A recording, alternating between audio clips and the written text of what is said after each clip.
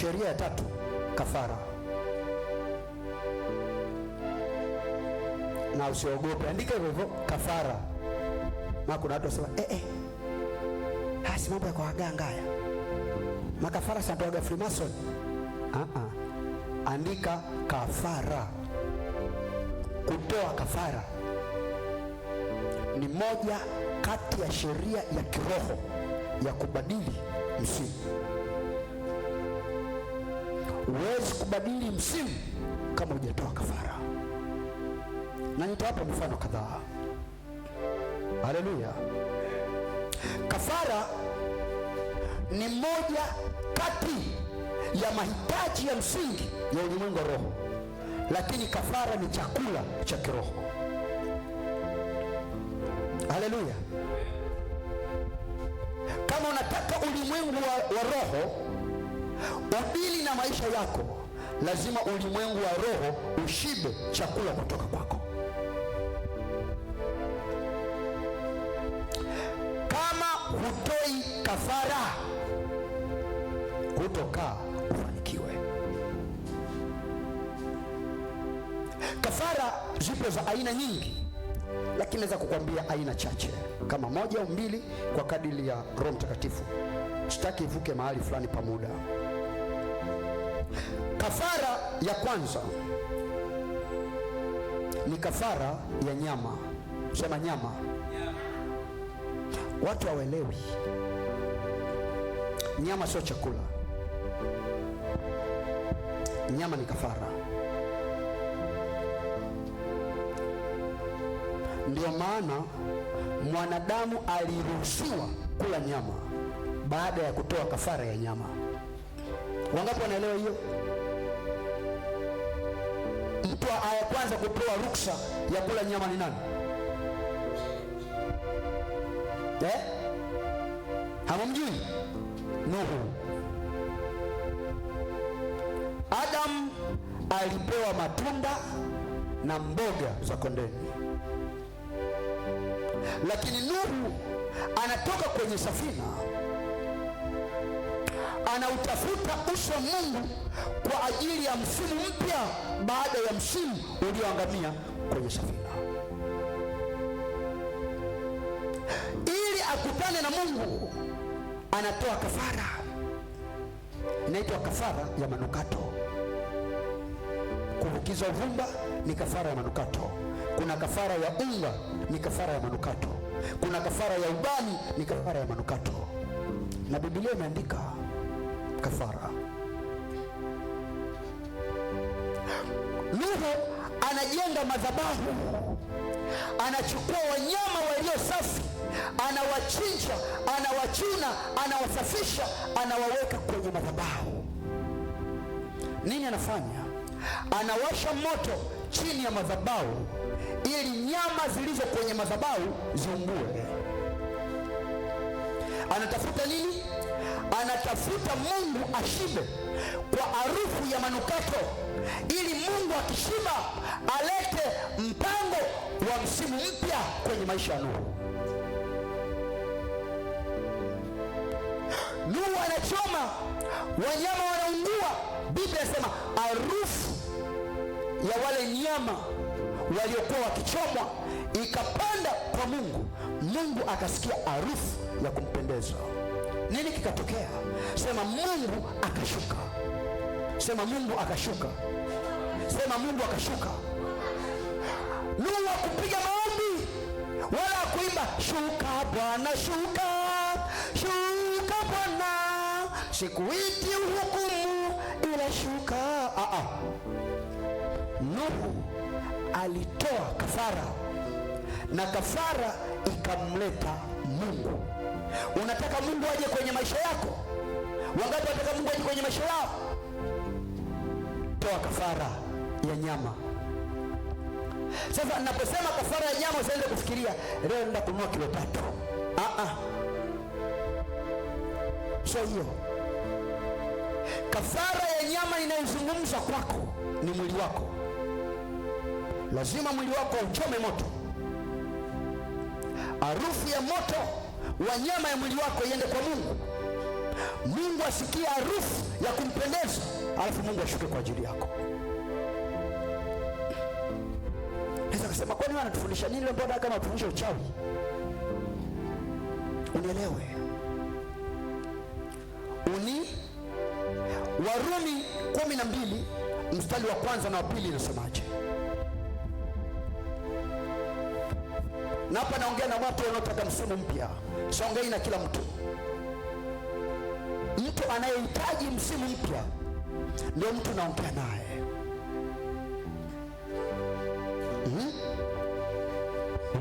Ndio kitabu cha Warumi sura ya 12 mstari wa kwanza na wa pili. Yes. Biblia inasema basi ndugu zangu, na wasihi kwa huruma zake Mungu, ndio itoeni miili yenu iwe dhabihu iliyo hai. Okay. Itoeni miili yenu iwe kafara lililo hai. Dhabihu ni kafara, manake ni sadaka ya damu. Haleluya. Anasema hivi, kwa huruma ya Mungu mimi ninawasihi, itoeni miili yenu iwe kafara kwa Mungu. Maana yake ichomeni miili yenu, harufu ya nyama ya miili yenu katika kuungua kwake iende kwa Mungu. Ndio kitu cha maana kwenye maisha yenu. Kwa nini? Endelea. Nasema takatifu ya kumpendeza Mungu. Ndiyo ibada yenu yenye maana. Ndiyo ibada yenye maana. Sisi tuliokusanyika hapa, ibada yenye maana ni sisi kuchomeka moto miili yetu na harufu ya nyama zetu iende kwa Mungu wetu. Ndio faida ya kukutanika. Mstari wa pili anasema wala msifuatishe namna ya dunia hii. Wala msifuatishe namna ya dunia hii, bali mgeuzwe kwa kufanywa upya nia zenu. Bali mgeuzwe kwa kufanywa upya nia zenu, mpate kujua hakika mapenzi ya Mungu yaliyo mema, ya kumpendeza na ukamilifu. Amen. Bwana Yesu asifiwe sana. Paulo anasema mnataka kumfanyia Mungu ibada yenye maana. Paulo anauliza, mnataka kufanikiwa na ibada zenu? Mshakimbia kufa au bado mpo? Lazima mfe. Si hata hapa mliambiwa Jumatano lazima mfe. Utaki kufa huwezi kuishi. Utaki kufa huwezi kufanikiwa. Mnataka ibada zenu ziwe na maana kwa Mungu, kubali kuuchoma mwili wako ili utengeneze harufu ya kumpendeza Mungu mbele zake. Hicho ndio kitu cha maana. Sasa anamaanisha nini? Anamaanisha nini?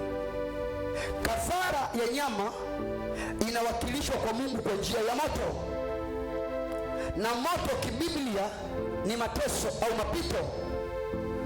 Maana yake anasemaje? Kubalini mapito yatakayosulubu miili yenu, ili kwa mapito hayo Mungu awarizie. Ndio kitu cha maana. Musijihurumie. Kanisa la leo linajihurumia. Yaani mtu ana mafua hawezi kwenda ibadani. Ana nini? Ana mafua. Mchungaji, nimeshindwa kuja mafua. Bora tu nilale nyumbani. Nyumba ni dawa. Tena katibu kabisa.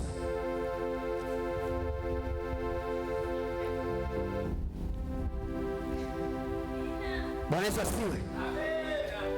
Nyumba sio dawa. Kama uliweza kukaa nyumbani, umeshindaje kukaa kanisani?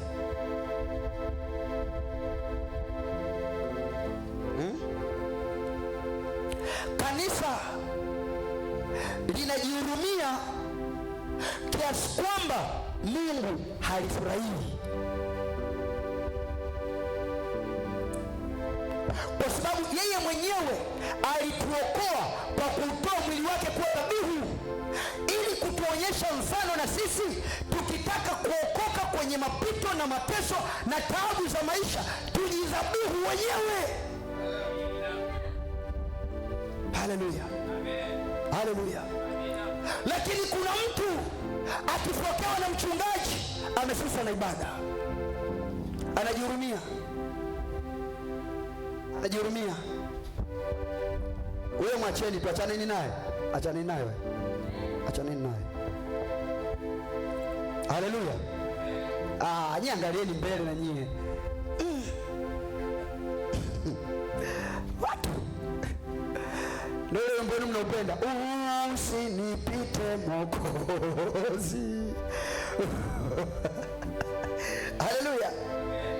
Dhabihu, mtu hataki kurekebishwa, hataki kukosolewa. Kwa nini anifokee mbele za watu? Nataka nikufokee chooni. Na kupokea mbele za watu, hata watu nao wajua kwamba hilo ni kosa, wataki kufanya. Nikikupokea sirini, hawatajua nilikupokea, watafanya. Umekosea mbele za watu, na kuambia mbele, ili wewe uwe darasa kwa wengine. Hutaki mchungaji kanapokea mbele za watu, kana na mimi mtoto mdogo sana au wachungaji wenyewe kwanza Mungu mwenyewe hayupo, hayupo, hayupo. Bwana Yesu asifiwe. Lazima ukubali kutoa mwili wako uwe kafara. Kubali mapito, kubali taabu, kubali mateso kwa ajili ya Mungu, na jasho la uchungu wako ndilo linalomfurahisha Mungu. Jasho la uchungu ndilo linalomshusha Mungu. Wana wa Israeli wamefanya kazi kwa bidii ya kujenga piramidi, lakini Mungu hakuitika. Ni mpaka piramidi ilipokuwa machozi kwa wana wa Israeli, ni mpaka piramidi ilipokuwa kilio kwa wana wa Israeli. Kwa Mungu hakuona mateso ya wana wa Israeli, aliyaona machozi na sauti ya kilio cha wana wa Israeli, ndipo akashuka. Usipopita kwenye mapito hautakuwa na machozi. Usipopita kwenye mapito hautakuwa na kilio, na usipokuwa na kilio hakuna cha kumleta Mungu kwako. Mungu hadili na wanaocheka. Haleluya. Mungu hadili na wanaocheka, anadili na wanaolia kwa furaha. Naelewa mtu analia kwa furaha wewe. Kuna mtu anafikiri eti akiambiwa eti anavishwa pepe pale eti ndo analia kwa furaha. Uoga wa maisha huo. Unajiuliza, hivi huyu kweli wazazi wake wamemshinda, mimi nitamudu huyu?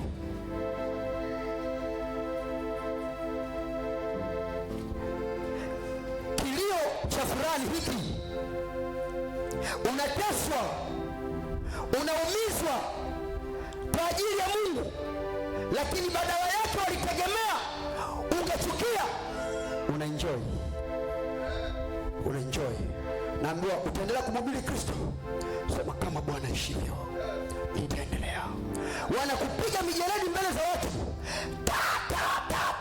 utaendelea. Ikiwa imempendeza Mungu, kazi lazima iendelee. Ndiyo, Mungu anajua unafurahia maumivu kwa ajili yake, alafu Mungu anakuja kwa ajili yako. Wewe unataka kwenye kula baada pale kucha hii kama zombi. Shuka Bwana, shuka utende, shuka ili mkune na kucha zako. Hakuna ufanye nini? Yaani umeweka kopi zako zimkope hizi, zimeinama ziko hivi. Kama tia chini. Kope zinaitwa nini? Kama tia chini. Hao kaza, Baba mbinguni, wewe ni Mungu kuliko wote. Unafikiri unamtafuta Mungu, kumbe unaogopa kope zisikuchome macho. Tafuta apige songo. Haleluya Bwana, haleluya Bwana, haleluya Bwana, haleluya. Wapi toa kope?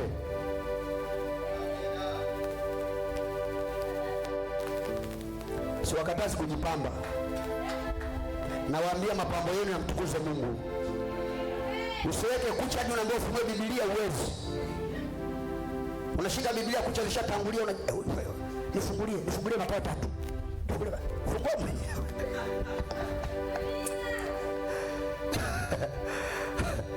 Hamjai kuona nyinyi?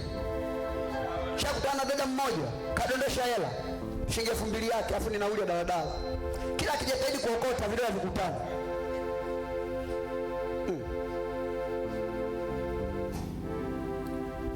Sijifundishe maisha ya tai, kafundishwa namna ya kuishi na kucha zake. Rizika na vipisi vyako, rizika navyo. Hata kama kucha yako hapa mwisho imegandana na nyama yake, ukiwashwa ndio kutana. Mwenzangu.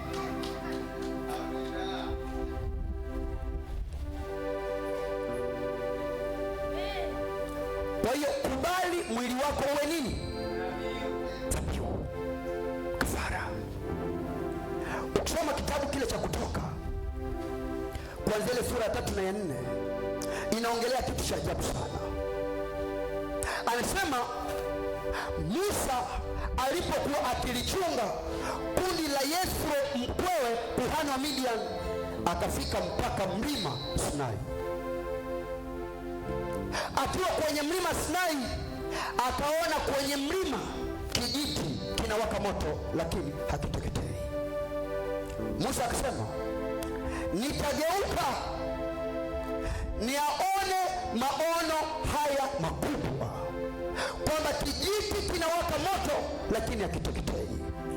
Biblia inasema Musa alipogeuka ili atazame, Bwana alipoona amegeuka, Mungu akamwita Musa, Musa. Bwana aliyemwona Musa ni nani? Na Mungu aliyemwita Musa ni yupi? Haleluya. Hapa Mungu alikuwa anatuonyesha anapohitaji mtu au Mungu msimu mpya, lazima huyo mtu au huyo Mungu atoe kafara. Kile kijiti kiliwakilisha msalaba, na ule moto uliwakilisha mateso, na aliye kwenye mateso alikuwa ni Kristo, na ile kwamba ateketei maana yake hafi. Kwa Musa anaonyeshwa, ninakupa kipande cha kafara kwenda kuokoa taifa moja kupitia dhabihu yangu ya mwili wangu ninayoitoa kwenye mti kwa njia ya mateso, na kwa sababu ya mateso ule mwili wangu utateketea kwa muda, lakini hautaisha, na baada ya muda ule mwili kwa dhabihu utainuka tena kwa ajili ya ulimwengu wote. Na hiyo dhabihu ilikuwa ni Yesu Kristo. Ndiye Bwana aliyemwona Musa akigeuka. Na baada ya Yesu kumwona Musa amegeuka, Yesu anamwambia Mungu, mpe principle za kutembea na mimi. Anaambia Musa, sikiliza, unamwendea jamaa, utaratibu wa kwenda naye, vua kwanza viatu. Ukisha kuvua viatu, sasa unaweza kunisikiliza. Haleluya. Na Mungu anamwambia nani?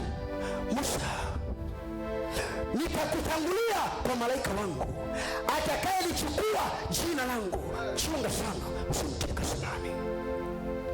Na watu wanatafuta huyu malaika ni nani, huyu ambaye yuko na Musa katika kazi ni nani? Lakini Paulo anatuambia kwenye Matendo ya Mitume kwamba huyo Kristo ndiye aliyekuwa na Musa katika kanisa jangwani. Kwa hiyo yule malaika alikuwa ni Yesu aliyetembea na Petro. Yeye ndio ule mwamba uliotoa maji, yeye ndio ile fimbo iliyogawanya bahari, yeye ndiye aliyeshusha kwale kutoka mbinguni. Na kwa sababu yupo, kwako itatokea. Kwako itatokea. Kwako itatokea. Kwako itatokea. Kubali kutoa mwili wako uwe dhabihu. Mungu anadili na watu dhaifu, lakini adili na watu waoga. Udhaifu anaongelea Mungu sio unyonge. Udhaifu anaongelea Mungu ni unyenyekevu. Haleluya. Anaposema amechagua viumbe dhaifu, vitu dhaifu, hamaanishi kachagua vibovu. amechagua vinavyojua kunyenyekea, vinavyokubali kutia hata katika mazingira magumu. Ukatia hata katika mazingira magumu, utaona mkono wa Mungu ukitembea na wewe. Utaona mkono wa Mungu ukitembea na wewe.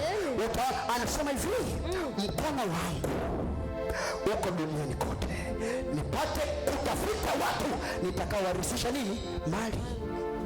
Unataka kurithishwa mali? Kaa mbele za mkono wa Bwana. Kaa mbele za mkono wa Bwana. Unataka maisha ya fahari? Kaa mbele za mkono wa Bwana. Nasema kaa mbele za mkono wa Bwana. Haleluya. Ukianza kujihurumia, Mungu atajihurumia, kwa sababu kama unafikiri wewe ni wa kwanza kuteseka, yeye aliteseka kwanza.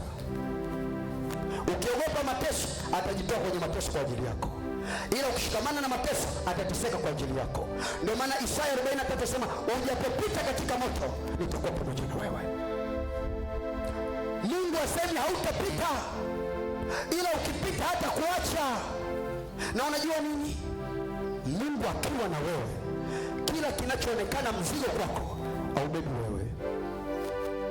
Shadraka, Meshaki na Abednego walitupwa kwenye tanuru la nini? La moto. Moto ulioteketeza? Hapana. Harufu ya moto ilisikia kwenye nguo zao? Hapana. Hawakuingia kwenye moto? Waliingia uchi? Walivalishwa mavazi ya chuma? Kwa nini hawakuteketea?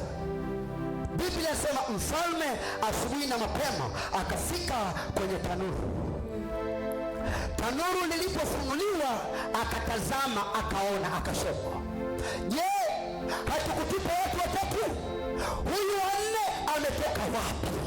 Kumbe kwenye maisha ya mtu wa Mungu, anapopita kwenye shida, Mungu anatokea kama mtu mwingine katikati aliye kwenye shida. Na mimi nikwambie ya kwamba kuanzia siku ya leo, ukitembea na Bwana, unapita kwenye misiba, Bwana anapita na wewe. Unapita kwenye taabu, Bwana anapita na wewe. Unapita kwenye magumu, Bwana anapita na wewe. Na uzuri wa kupita na Bwana, anabeba ulichopaswa kubeba, anawajibisha kilichokuwa kikuwajibisha. Moto uliletwa umchome Shadraka, Meshaki na Abednego. Mungu akaja akauchoma moto. Mtu mmoja ameelewa? Wakati moto umewekwa umchome Shadraka, Meshaki na Abednego, Mungu anakuja kuuchoma moto. Kwa hiyo moto unakuwa majivu kwa watu wa Mungu. Hawaungui, hawaungui. Mapito yako yatakuwa furaha, taabu yako itakuwa kicheko, dhiki zako zitakuwa fahari. Shikamana na Yesu wa Nazareti. Shikamana na Yesu wa Nazareti. Shikamana na Yesu wa Nazareti. Yeye ni chanzo cha furaha na fahari ya maisha yako. Usijihurumie. Kafara ya pili, kafara ya damu. Namaliza hapo. Najua mmechoka. Mshachoka. Najuaga mkichoka bwana. Siku nyingine nitakuwa nafanya hivi katikati ya ibada. Tunapiga kwanza, alafu tunaweka msosi. Nakula, nashiba, alafu tunaendelea. Hiyo inaitwa atoki mtu. Atoki mtu hapa. Wapi? Haleluya. Lazima tujisacrifice. Umekaa nyumbani Jumatatu, Jumanne, Jumatano, Alhamisi, Ijumaa, Jumamosi, Jumapili eti visaa vitatu unaweza kuabudu. Unasubiri matokeo? Wewe, muda wa mwanamke kupata ujauzito ni sekunde, ila muda wa kuingia leba kuzaa ni masaa. Tatizo linapokuja kwako, it is very cheap, very easy, rahisi mno. Unashangaa tu una malaria, ilitokea wapi ujui? Unashangaa tu una kansa, ilitokea wapi ujui? Unashangaa tu una kifafa, ilitokea wapi ujui? Lakini kukitoa kifafa sio jambo jepesi. Lazima ujisacrifice, uache vitu, ufanye vitu, kuondoa vitu kwenye maisha yako. Amen. Kwa tutegemea ibada ya dakika 2 inaweza kubadilisha. Yaani hapa tekeo tunapiga, tunasema kafara ya kwanza, tunaingia kwenye maombi. Tunaimaliza kafara ya kwanza, tunaingia kafara ya pili. Yaani tungekuwa tunaomba kupingana na vipengele vya somo. Sasa tunafundisha tu yote kwa sababu watu ni wavivu. Hapo kwenye kuomba wanajumlisha, baba kafara langu, baba mimi hapa. Mungu ajue chukue kipi ache kipi. Hata mama akipika hawezi kuweka maharage, mchele, kabichi, nyanya, sijui mchicha kwenye sufuria. Kila kitu kitapikwa peke yake. Alafu hata kwenye kutenga kila kitu kinakuwa kwenye chombo chake, ila vyote vinakutana wapi? Hafikiri tumboni vinatengwa, vinakaa pamoja. Na maombi kadhalika. Darasa na mahubiri ni vitu viwili, ibada na shule ni vitu viwili. Sisi tupo shule, hatupo ibadani. Ibada kila wakati tunamwabudu Mungu wetu. Hapa tupo chuo, tunahitaji kuqualify kutembea na Kristo. Ndio maana tunaongea vitu ambavyo vinaumiza. Kuna mtu asaidia na posha tumia maneno haya magumu. Chakula kigumu ni cha watu wazima ambao akili zao kwa kutumiwa zimezoezwa kupambanua mema na. Sasa nianze hapa, Bwana atakubariki, Bwana amina, amina, amina. Barikiwa wapi Bwana wewe? Watu wangu wanaangamia kwa kukosa maarifa. Unahitaji kuangamia? Tafuta maarifa. Tafuta maarifa. Kafara la damu. Haleluya. Kafara la damu watu wengi walitumia, na wanaolitumia wengi hawapati matokeo, isipokuwa watu wa giza, wachawi, waganga, Freemason, Illuminati na watu wengine waabudu shetani, devil worshippers. Wanajua maana na kazi ya kafara ya damu na anapata matokeo. Utaona ikifika mwezi wa 12 wanapotaka kuingia msimu mpya, ajali zinakuwa nyingi. Watu wanarudi vijijini, watu wanachinja ng'ombe, watu wanatoa makafara, wanatafuta malango ya msimu mpya. Wewe unataka kuingia msimu mpya, huna damu mkononi, huna kafara yoyote umetoa la damu, huwezi. Kwa nini? Watu wengi wamebaki na tafsiri damu ni kimiminika. Haleluya. Ni kweli damu ni kimiminika, lakini damu tafsiri kuu ya msingi ni uhai. Ndio maana Mungu anamwambia Nuhu, lakini nyama pamoja na uhai, yaani damu yake usile. Kwa hiyo damu ni uhai. Unapotoa damu unatanguliza uhai kwenye malango ya msimu, ili msimu wako usife, uje ukiwa na uhai wa kukupa matokeo. Haleluya, haleluya. Wanasayansi na wataalamu wa afya wanatuambia maji kwenye mwili wa mtu ni 75%. Lakini mimi nikimchinja Simon, hamsemi Mboika amemwaga maji, amemwaga damu. Kama sehemu kubwa ya huyu ni maji, kwa nini akifa mseme ametoa damu? Kwa nini mseme Mboika amemtoa Simon maji? Na nielewa, lakini kuna nadharia za ulimwengu zimeingia kanisani na nadharia za kanisani zimezimwa duniani. Tumebaki tukiheshimu mafundisho ya duniani na tunadharau mafundisho ya Mungu. Damu ni uhai. Kama damu ni uhai, damu ni roho, sio kile kimiminika. Damu ni roho, na kama damu ni roho, damu ni neno. Ndivyo Yesu alivyosema Yohana 6:63, maneno ninayowaambia ni roho tena ni uzima. Maana roho ndio itayo uzima, mwili haufai kitu.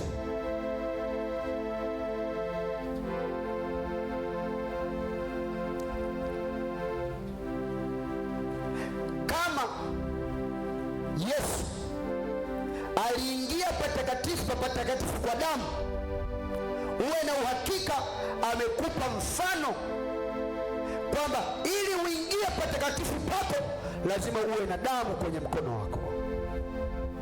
Lakini damu ya nini? That is question. Hilo ndio swali. Damu ya nini? Biblia inasema damu ya mafahari na mbuzi na njiwa na damu mbalimbali za kuchinjwa hazikutosha kumkamilisha mwanadamu. Hatukamilishwi kwa damu za wanyama. Kwa hiyo tusitoe kafara ya damu ya mnyama. Lakini tumeshawahi kwenda kwa mganga tukaagizwa wanyama, na hatujajua kwamba mganga kwa yule mnyama anahitaji nini.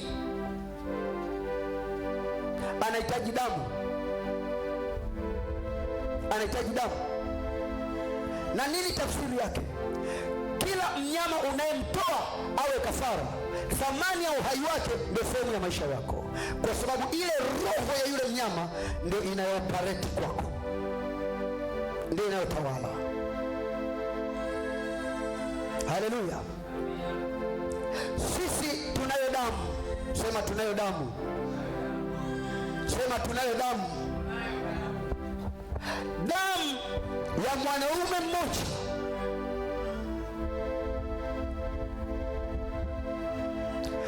damu ya kondoo mmoja ambaye huyo kondoo alikuwa Mungu, na huyo Mungu akawa mwanadamu, na huyo mwanadamu akanyenyekea, akaitoa damu kutoka kwenye mwili wake. Tafsiri ya kwamba anautoa uhai wake kwa ajili ya uhai wako. Ili nini? Kila atakayeipokea ile damu na kuitumia kwenye msimu na malango ya msimu mpya, msimu wake na malango ya msimu wake yapokee uhai kwa jina la Yesu. Mungu anawafundisha wana wa Israeli, mnataka kutoka kwenye nyumba ya utumwa, mnahitaji kwenda kujimiliki wenyewe, mnahitaji uhuru wenu, niko tayari kuwasaidia, lakini sharti mtoe damu. Mtaweka damu kwenye vizingiti na miimo ya milango ya nyumba zenu, nami nitakapoona hiyo damu, kila ambaye ameweka damu ataingia msimu mpya, lakini ambaye hakuweka damu, hata msimu alionao atapotea nao. Haleluya! Tunayo damu tumepewa Yesu, mwana kondoo aliyechinjwa, ili kwa damu yake tuweke kwenye vizingiti, maana yake kwenye vizuio vya mioyo yetu. Kila kinachokuzuia ndani ya moyo, weka damu ya Yesu. Anaposema mimo, anaongelea kiburi. Maana yake mimo ni zile mbao zinazosimama za mlango. Kusimama tafsiri yake ni kiburi au kujiinua. Kwa kila mahali mnapoona mnajiinua, weka damu. Kama kiburi chako ni hela zako, weka damu kwenye vyanzo vya mapato. Kama kiburi chako ni dini yako, weka damu kwenye moyo wako wa imani. Ile damu itaondoa uhai wa kiburi, itaweka uhai wa kondoo ndani ya maisha yako. Alafu mtu ambaye alikuwa kiburi anaanza kunyenyekea. Haleluya, haleluya. Paulo alihubiri mpaka mtu akaanguka akafa. Kama nakufa kufeni. Haleluya. Kama mnakufa kufeni. Lakini mimi nahubiri na kufundisha. Napenda kumalizia, natamani ujifunze kutengeneza mabadiliko. Ujifunze kutengeneza mabadiliko. Lazima ujifunze matumizi ya damu ya Yesu Kristo. Usiwe kama vilaza wa mtaani, anapita tunamwaga damu ya Yesu, namwaga damu ya Yesu. Na unapomwaga damu ya Yesu, pana mimo, pana vizingiti. Unamwaga kwa ajili ya nini? Kuna wengine wanafanya damu ya Yesu ni shuka, najifunika kwa damu ya Yesu. Hiyo unaweza kujifunika damu? Unaweza kujifunika damu? Lazima uwe na lugha ya kiroho, lazima ukomae kiroho. Damu ya Yesu inaitwa damu ya kunyunyiza. inanyunyizwa mahali ambapo uwezo wako wa kudili na hicho umefika mwisho. Kuna mtu anataka kujenga, kila akipiga hatua ya kujenga uchumi unakataa, akiacha kujenga uchumi unainuka. Anasema sasa uchumi wangu umekaa vizuri, nirudi nikajenge, uchumi unakata. Ukiona namna hivyo, chukua damu ya Yesu kamwage kwenye ile ardhi unapojenga, halafu sema, Bwana Yesu, ninaweka damu yako kwenye ardhi yangu. Kama kuna miimo yoyote au vizingiti vyovyote vinavyonizuia au kunikatalia kujenga, nipe uhai wako katika ardhi yangu nipate kujenga. Utaona utafanikiwa, utaona utafanikiwa. Haleluya, haleluya. Tutakuja kufundisha somo matumizi ya damu ya Yesu katika uwezo wa kiungu. Watu watumia damu ya Yesu kama hirizi, yaani hofu ya wachawi, najifunika kwa damu ya Yesu, hawanioni kulia, kushoto, mbele. Damu ya Yesu ifanye hizo kazi. Damu ya Yesu haijaletwa shindani na wachawi, ila wachawi wanamwogopa mtu mwenye damu ya Yesu. Usitumie silaha yako tofauti na matumizi yake, itakuwa ni kwa hasara yako mwenyewe. Damu ya Yesu ni silaha yetu ya msingi. Damu ya Yesu ni nguvu yetu. Damu ya Yesu ni fahari ya ukombozi wetu. Ukitumia damu ya Yesu kwa maarifa, maisha yako yatabadilika. Ningeweza kukupa shuhuda ambao nimepokea siku ya Alhamisi tu. Siku ya Alhamisi tu.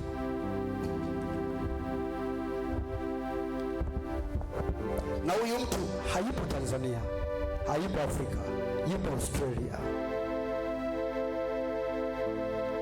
Huyu ni Mmasai aliyeolewa na mzungu Australia, alafu akakutana na kitu kinaitwa ubaguzi wa rangi alipofika kule, mpaka mume amembadilikia. Kila mtu analala chumba chake, kila mtu anakula chakula chake, lakini ni mke na mume. Akisema nataka kurudi kwetu, akubaliwi, lakini haishi kama mke. Nikamwambia, sikiliza, shida sio rangi yako, rangi yako ni ya thamani sana. Shida kitanda chako, shida kitanda chako. Sasa akiwa kazini, nyunyiza damu ya Yesu kwenye kitanda, alafu sema maneno haya. Nikamfundisha maneno ya kusema, akafanya siku ya kwanza, akafanya siku ya pili. Nini kilikuja kutokea baada ya wiki moja? Yule mwanaume alirudi, anatoka kazini, amekuja na marafiki zake na ndugu zake. Hakumpa mwanamke taarifa, lakini wamekuja, wameshajiandaa kufanya sherehe ya kumwomba radhi. Ushaona watu wanafanya sherehe kuomba radhi, mpaka mama mkwe anapiga goti kumwambia, binti yangu nisamehe. Watu wanaweza kukuchukia, ukawachukia watu hawakuchukii wewe. Kuna kitu hakipo sawa kwako. Ukiachilia damu ya Yesu kwenye hicho kitu, wale kuchukia wanakupenda. Amua leo uwe wewe. Tunapenda kuitia damu ya Yesu Kristo. Nahitaji kuona mabadiliko kwako.